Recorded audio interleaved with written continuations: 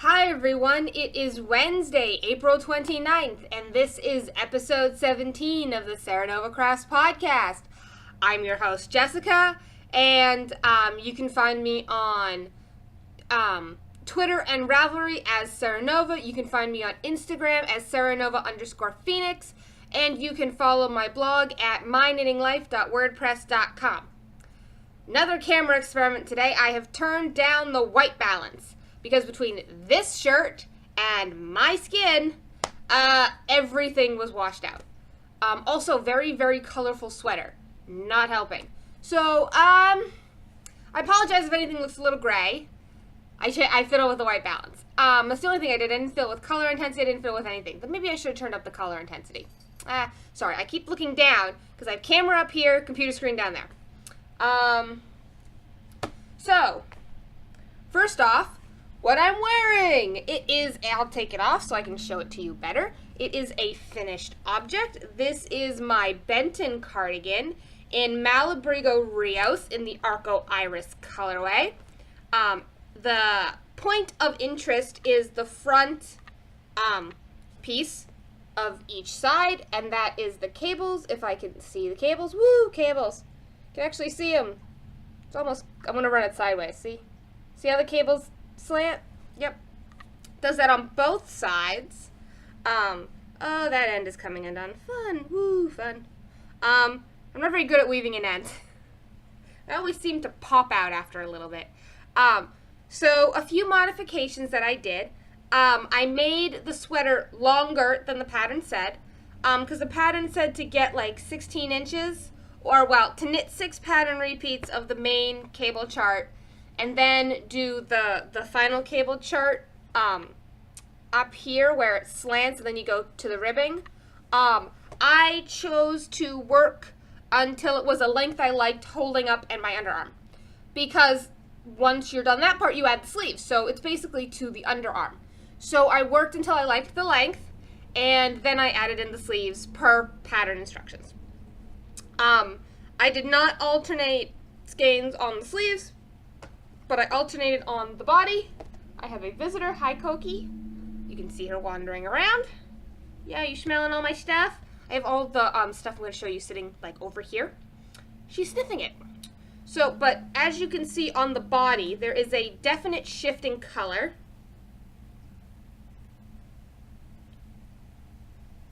It goes from greens to a more pinkish color because I had one very, very pink hank of the Rios. At the back of the neck, instead of grafting in pattern, I did a 3-needle bind off. So you can actually see the seam, but my hair's long enough, and I never wear it up because it won't stay like up. Like I never wear buns or anything because my hair's just too heavy and it'll just like fall out. So so I figured nobody would ever see it anyways. The other modification I did is it's not really a button band, but the strip along the edge here that you pick up and knit after everything else is done. One of the women didn't like how thin it was and wanted more width here, but not at the back of her neck. So she did short rows, and I was like, that's a good idea. I'm going to do short rows too. So as you can see at the back of the neck, it's really thin. Can I even see? See how thin that is? It's only 6 rows. But then you can see where I did the short rows. And I did 3 on each side. And I staggered them so that it didn't form some weird, like just bump out. I staggered them so it was a nice smooth transition. The sleeves are actually a little long, but I'm not complaining about that because I like my sleeves long. Yeah, see? Long sleeves. But I like that, so I'm not complaining. Putting it back on because it's actually a little cold in the apartment this morning. But I really like it. I mean, I can actually pull it shut without stretching the sweater too much. So you know those, they're the hook and eye that like are at the top of a zipper on a woman's dress or skirt to like hold the band or like the top of the dress, whatever, closed. I'm going to get one of those and sew it on the inside so that then I can hook it and it'll just be like that. Because it can actually reach. I can actually overlap it. I can actually get a shawl pin and just hold it like that. because the ribbing in the front, it sucks it in, but it also gives it a lot of stretch. So with the ribbing, I can actually really fold it over. So then you can see how my boobs are stretching it. So, but this is how much I had left over. See that? That is 1.5 skeins of yarn. Now, that means that I used almost 200 yards less than the pattern called for. Don't ask me how, when I went up a needle size to work the pattern, and I was still working in a slightly tighter gauge than the pattern said. So I have no idea how I used less yarn than the pattern said. I have no clue. Don't ask me. I don't know.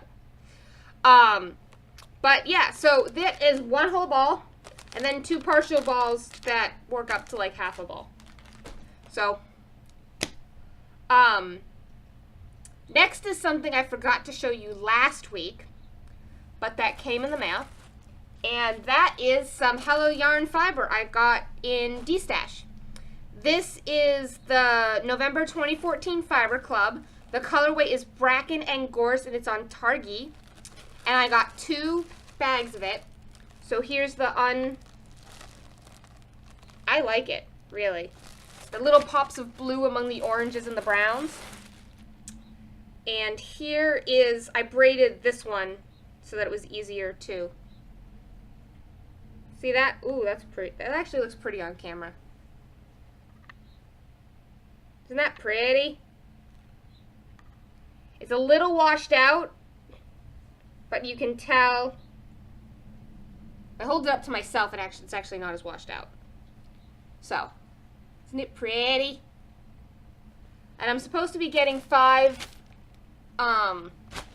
bags of the other one. The woman apparently got, I'm not mad at the woman, but apparently she got sick, and she sent her husband to the post office to mail my fiber and a couple other things, and he didn't realize there was 3 packages, and so he only mailed 2 of them, and mine was like sitting in the back of their car. So she said she mailed it, so hopefully I'll get it soon. I was supposed, in the mail yesterday, I was supposed to get some fiber from Amanda at Lammy Toes shop. She's the Not a podcaster. But the mail's being slow and it hasn't come yet. It was the estimated delivery date was yesterday, and it hasn't come. But I can show you a picture of it. It's her Moon Pie Merino, which is 75% merino, 25% nylon. It's a superwash. It's 463 yards per 100 gram skein. And it is in the colorway Bad Egg. Is that pretty? She's been knitting with it on her podcast, like one of her experimental skeins, like when she first was dyeing it up. I fell in love with it. So when she said that there was going to be some in her shop update on Thursday and Friday, because she said the update was going to be either Thursday or Friday last week, like every 2 hours I refreshed her page. And on Friday, she didn't update until late on Friday. And so because I was at my local yarn shop, I didn't see it until I got back Friday night. So I put in the order at 11 o'clock on Friday night. But I got it, so I'm happy about that. I wish it had come, but, the mail is the mail is the mail. I'm not upset with that. As you can see, the cat just walked in front of a big lump. That big lump is Kevin's love sack. It came in the mail yesterday, and it was so hard to get out of, where's the thing? It was so hard to get out of the bag that it came in that we broke the zipper on the bag. See that? See how the zipper is bent? Yeah. We broke the zipper on the bag. Literally, Kevin was pulling it and it came off because it was so tightly packed in the bag it shipped in. And the poor FedEx lady, I'm not a tall person, and I was taller and outweighed this woman. And she buzzed to come in the building, because you have to buzz to get in our apartment building. And I opened the apartment door and I went out to make sure she came to the right floor. And she's struggling to get the bag up the stairs. So I said, yeah, I said, this one's for me. So I grabbed one end of it, and between the two of us, we got it in the apartment. She seemed really grateful. And there's the kitty. Gonna watch the birdies? Is there somebody up there? I don't see any birds at the moment, but she probably saw something.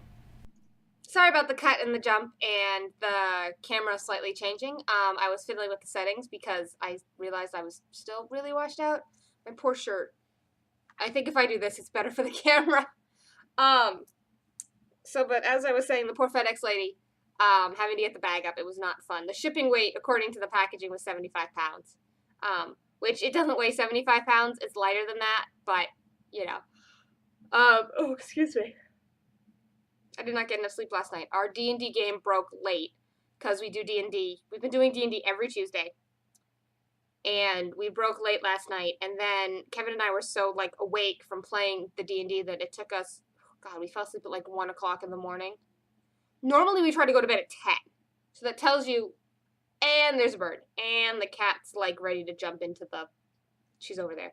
There's a bird there, the cat's there. The cat is, like, you know. But anyways, I managed to almost completely turn the heel of my second April sock last night, while we were playing D&D. So that should be done by the end of Thursday, because it needs to be done by the end of Thursday, because on Friday it is May. So I need to be doing my May socks. So try not to lose a needle here. So here's the sock. Doo-doo-doo. I have 2 things of yarn attached right now because I was pulling the heel from the center to preserve the stripes on the front of the sock. So, here it is. I do not have the finished sock within reach that is under our dining table because there's like a little platform underneath, and I just dropped the stitches. Give me a moment here to pick them up. No bad stitches. Yes, Corky? What? I don't know if you guys can hear her. Look at the pretty girl. Look at the pretty kitty. Yeah. Look at the pretty kitty. I know I told you guys I took her to the vet. But did I tell you that, like, the vet techs kept coming in to look at her because she has such unusual coloring and they don't really see anything like her often? Yeah, she's, the vet techs were entertained by her. Oh, there's another birdie. I think it's a sparrow. You know, I got the Audubon app from Amazon, like, ages ago when it was free. I need to download it again because, like, I should be able to identify the birds. No, that's not chickadee. It might be chickadee. Honestly, I don't know. I'm looking at the bird. He's jumping around on our balcony, eating the seed that's fallen from the feeder I have up top. Yep, he's hopping around, having a meal. I like watching the birds, and Koki likes what I call cat TV, which is the birds. Oh, I think he's one of the guys that's living, like, in the wall. Yeah, where'd he go? Where'd he go? Yeah, where did the birdie go? Anyways, distraction! So speaking of clubs, I am just going to open my bag right now so that on Friday I can just cast on, provided I've finished this. I have to finish that, of course.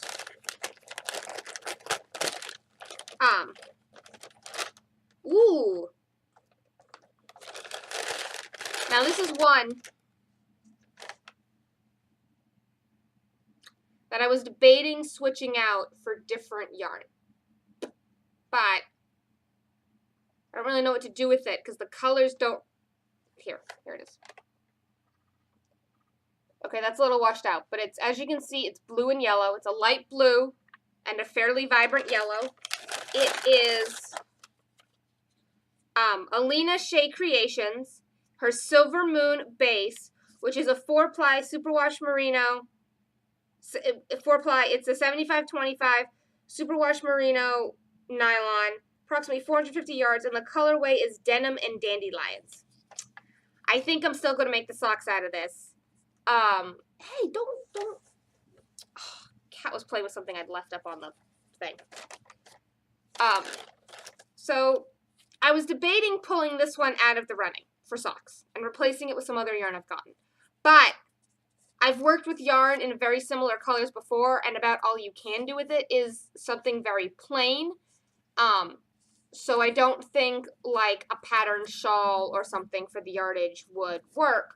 So I am going to keep this as socks. So these are, maybe this side will work better.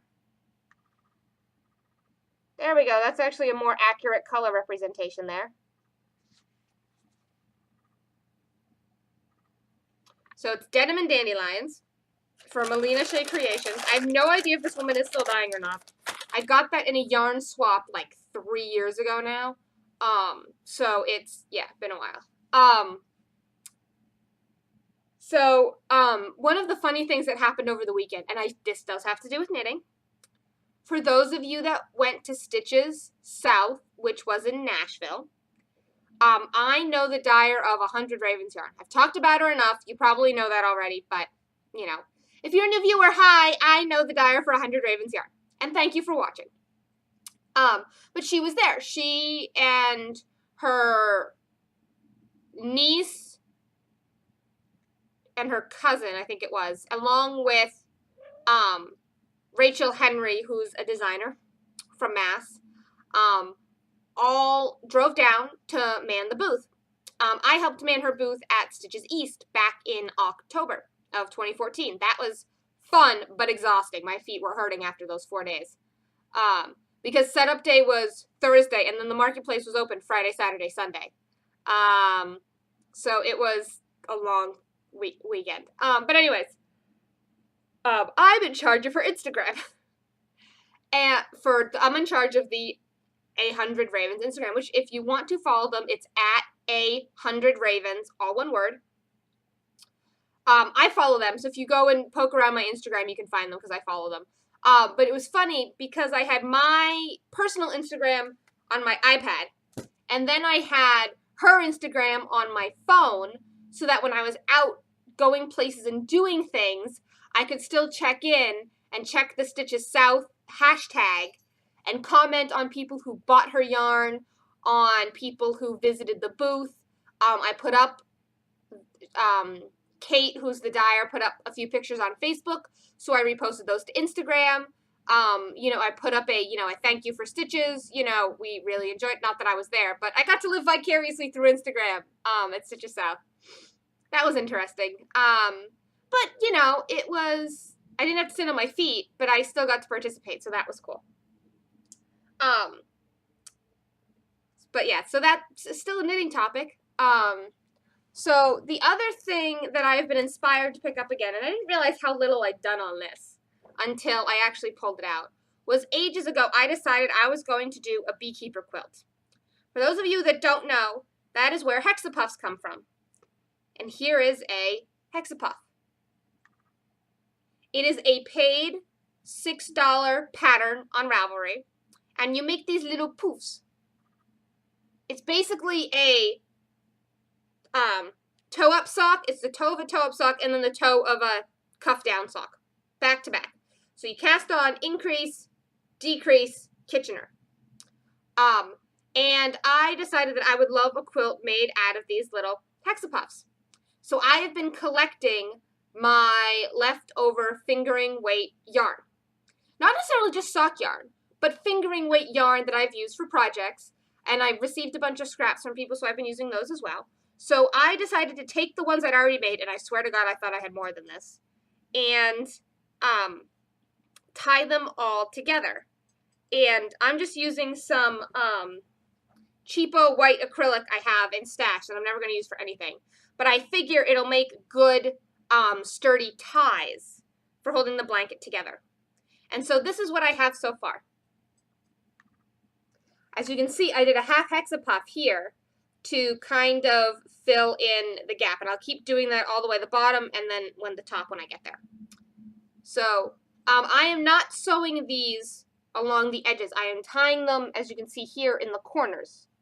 So that in case one of them gets damaged somehow, I can easily pull it out and replace the hexapuff. Because the ties are easily undone. Or snipped and then replaced. So I have these two are from Kate at 100 Ravens. This is her Mythlond. And this is her I think her, no, not her, this is one of her, Doctor Who colorways. And then Patton's Croy, Patton's Croy, Patton's Croy, Patton's Croy, Patton's Croy, Mad Tosh sock, Cascade sock, Cascade Heritage, and then some random, some really random fingering I had from, I forget who gave me the giant bag of scraps, but somebody gave me a giant bag of scraps. And as you can see, all the ties on the back. But I'm not going to leave them in. I'm not going to do anything. I'm just going to leave them loose on the back. So I could have sworn I had more than 10 hexapuffs done. But nope. But it is very squishy, and it's going to make a really nice blanket when it's done. I got to make a note to self to link to the Beekeeper quilt pattern. I actually do not have that as a project in Ravelry because it's just a little silly. Sorry, typing. There we go. Because at this point it would be like 3 years old. Whenever I bought the pattern was so. But like I can make a hexapuff in like 45 minutes, an hour, like start to finish, stuffed and attached, like in an hour, because they're so small, and it's done on size 4 needles on fingering weight. So it's not like it's like super tight. Another bird is back. Sorry, I keep looking at the railing because the bird is back. But yeah, so hopefully you'll see. I've been inspired by people who are doing the scrap quilts, like, what's her name over at,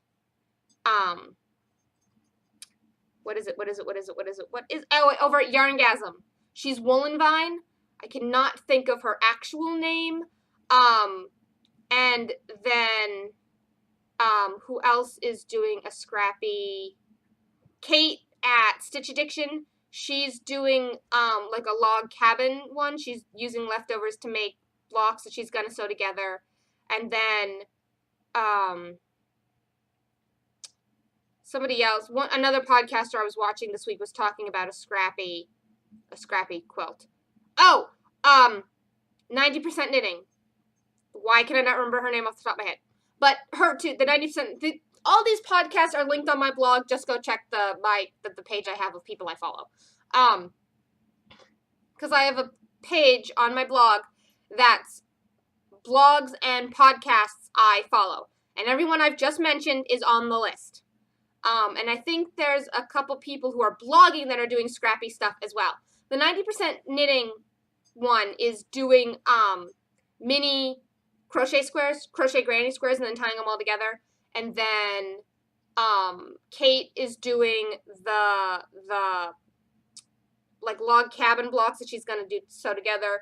And then Woolenvine is doing the sock blanket where like you knit a bunch of squares all together. Like you knit the first square and then you pick up on the next square, and then you pick up, so you're picking up sides of the square and then you're knitting it onto the blanket.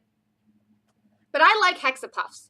Also, if you make them out of acrylic and you stuff them with polyfill and then you put catnip in the polyfill, they make really good cat toys. That is a pattern I will say I think is worth the $6. I will say some patterns I don't think it's worth. And what is with the cost of patterns going up? Like, seriously.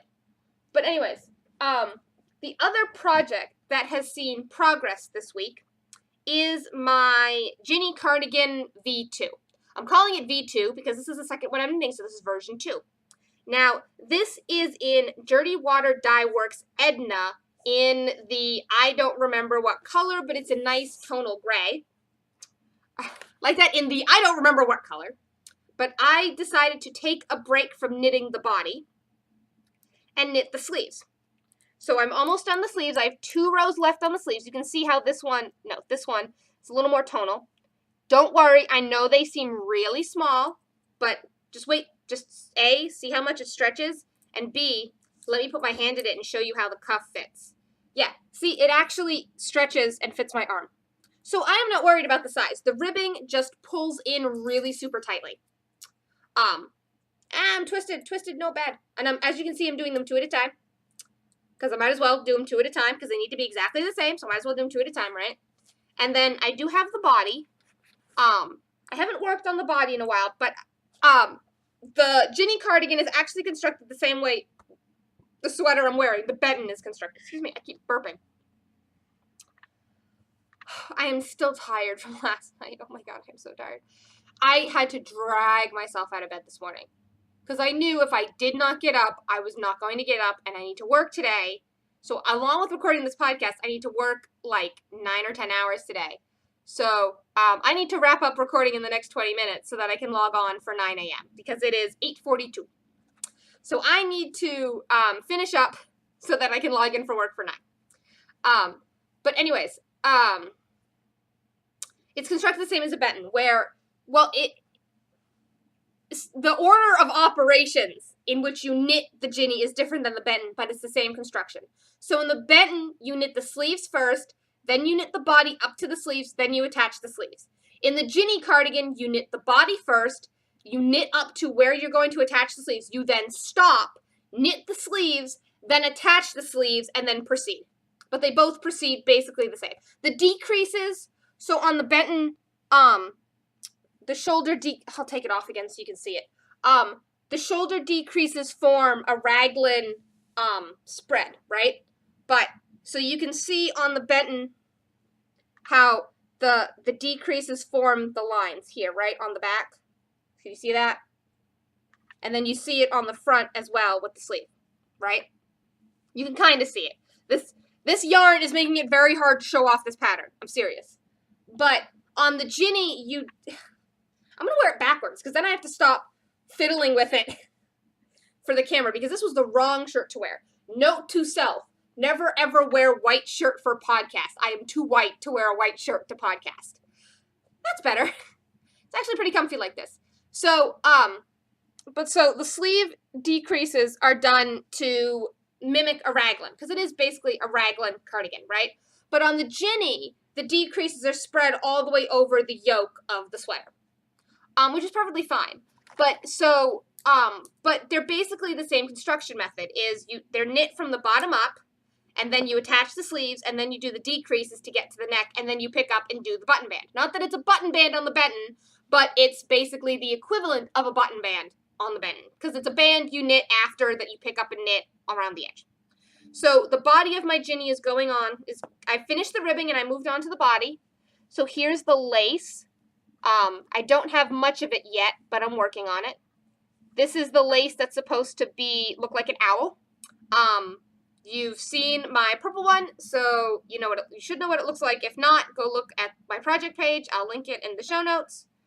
But so I moved on to the body, but I decided I needed a break from the body because this is like 200 stitches. And each sleeve is 40 stitches around. So that's 80 stitches total to do both sleeves. So I decided to take a break and do the sleeves. So I'm almost done the ribbing on the sleeves, and then it will be time to knit the rest of the sleeves. And then I'm going to start the increases so when you're done the ribbing, you start the increases. So that is what I have been working on this week. Was there anything else I wanted to talk to you about? I have been spinning a little bit, but the bobbin I would show you looks the same as the bobbin I showed you last week, except there's less yarn on it because I started a second bobbin. So I'm not going to show you that. But we are going to be, so this woman, Pat, hi Pat, if you're watching, she's a teacher in a school in the town over. Feel free to correct me, Pat, if it's not the town over, but I think it's the town over from where I live. She's a music teacher, but she's also a very accomplished spinner. And she is going to be hosting a spin night at our local shop once a month. And it's going to be on the first Wednesday of the month, which happens to be next Wednesday. So on next Wednesday, May 6th, I am going to trot on downtown with my spinning wheel and go spin. Because my local shop is now going to be carrying more Shack products. They actually worked out a deal. So I'll actually be able to buy bobbins and all of that stuff through them, and I'm really happy about that because, like I said last week, I like supporting local businesses.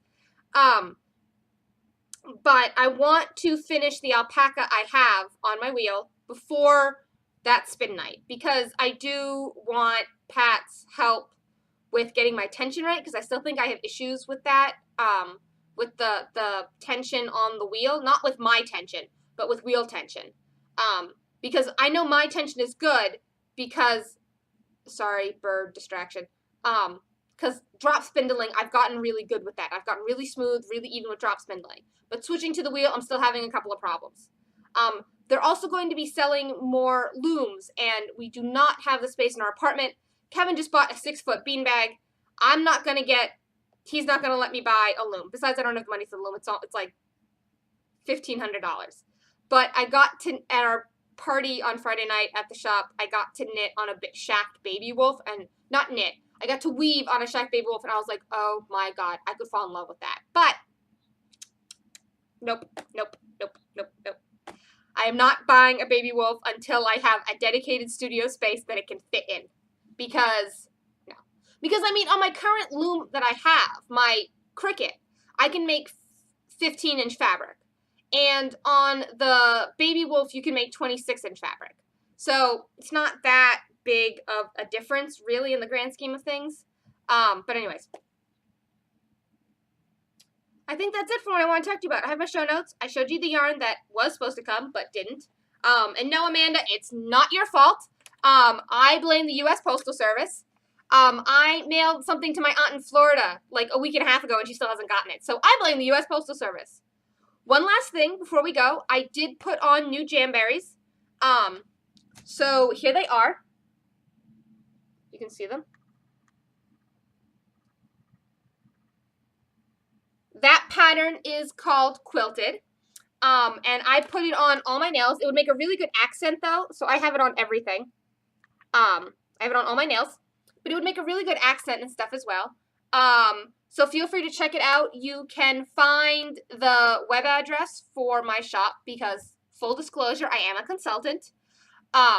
You can find the address for my shop in the credits of this video, or you can find a link on my blog if you're interested. I think they're really cool. You don't need to wait for your fingernails to dry. They're basically just, you know, non-toxic stickers that go on your nails. They can last up to 2 weeks. You pay $15 for a sheet, and you get 2 manicures and like a pedicure out of the sheet. Or you can get like a bunch of accent nails for like who knows how long, right? So my aunt in Florida actually ordered some with greyhounds on them. So that's cool. But anyways, now I think I'm done. Thank you for watching. I hope you have a good week. And I will see you next week. Thank you for watching. Bye!